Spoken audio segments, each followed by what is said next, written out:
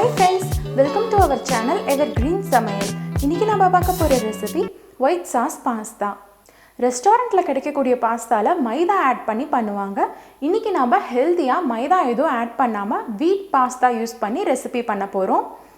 கூடவே கொஞ்சம் வெஜிடபிள்ஸும் ஆட் பண்ண போறேன். வெஜிடபிள்ஸ் ஆப்ஷன்ஸ் தான், உங்களுக்கு வேண்டானா ஆட் பண்ண தேவையில்லை. வாங்க ரெசிபி எப்படி பண்றதுன்னு பார்த்துடலாம். முதல்ல பாஸ்தாவை வேக வச்சிடலாம்.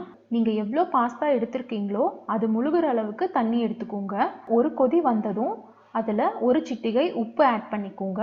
ஒரு டீஸ்பூன் எண்ணெய் ஆட் பண்ணிக்கோங்க. எந்த எண்ணெய் வேணால் ஆட் பண்ணிக்கலாம்.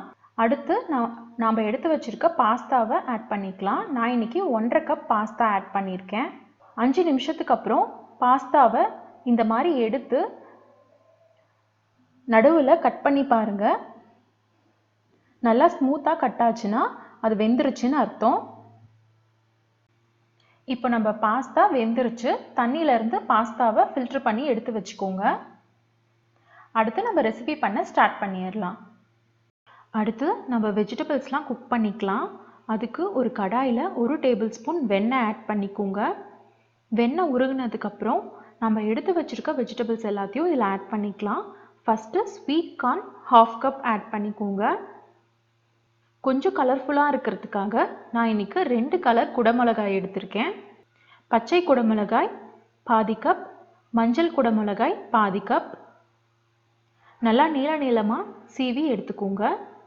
இது கூட ஒரு சிட்டிகை உப்பு ஆட் பண்ணிக்கோங்க. ஒரு சிட்டிகை பெப்பர் ஆட் பண்ணிக்கோங்க.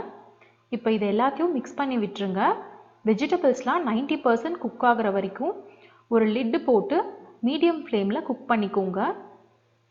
இப்போது வெஜிடபிள்ஸ்லாம் நல்லா குக் ஆகிடுச்சு. இப்போது இதை இன்னொரு பவுலில் மாற்றி எடுத்து வச்சுக்கோங்க.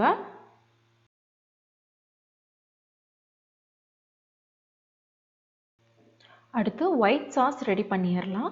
அதுக்கு அதே கடாயில் 1 டேபிள் ஸ்பூன் வெண்ணெய் ஆட் பண்ணிக்கோங்க. வெண்ணெய் உருகுனதும் 10 போல் பூண்டை பொடி பொடியாக நறுக்கி ஆட் பண்ணிக்கோங்க.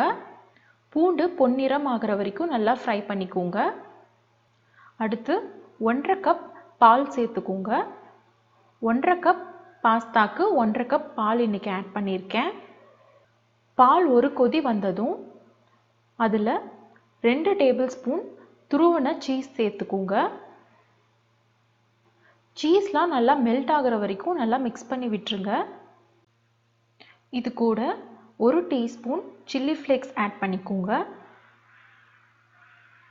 1 டீஸ்பூன் மிக்ஸ்டு ஹர்ப்ஸ் ஆட் பண்ணிக்கோங்க. இது ரெண்டுமே எல்லா டிபார்ட்மெண்ட் ஸ்டோர்ஸ்லையுமே அவைலபிளாக இருக்கும். இது கூட ஒரு சிட்டிகை பெப்பர் ஆட் பண்ணிக்கோங்க.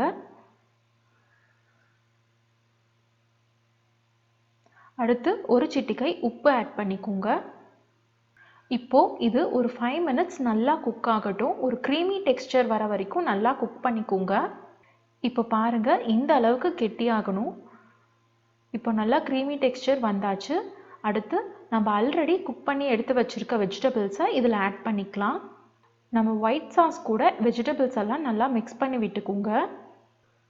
இது கூட நம்ம ஏற்கனவே குக் பண்ணி எடுத்து வச்சுருக்க பாஸ்தாவை ஆட் பண்ணிக்கோங்க. இப்போது பாஸ்தா, ஒயிட் சாஸ், வெஜிடபிள்ஸ் எல்லாத்தையும் நல்லா மிக்ஸ் பண்ணி விட்டுக்கோங்க. கடைசியாக ஒரு முறை உப்பு செக் பண்ணிவிட்டு தேவைப்பட்டால் உப்பு ஆட் பண்ணிக்கோங்க.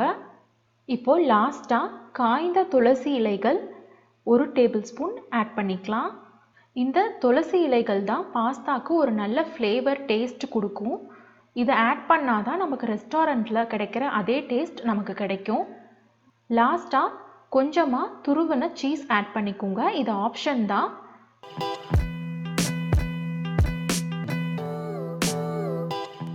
இப்போ நம்ம பாஸ்தா சூப்பராக ரெடி ஆகிடுச்சு.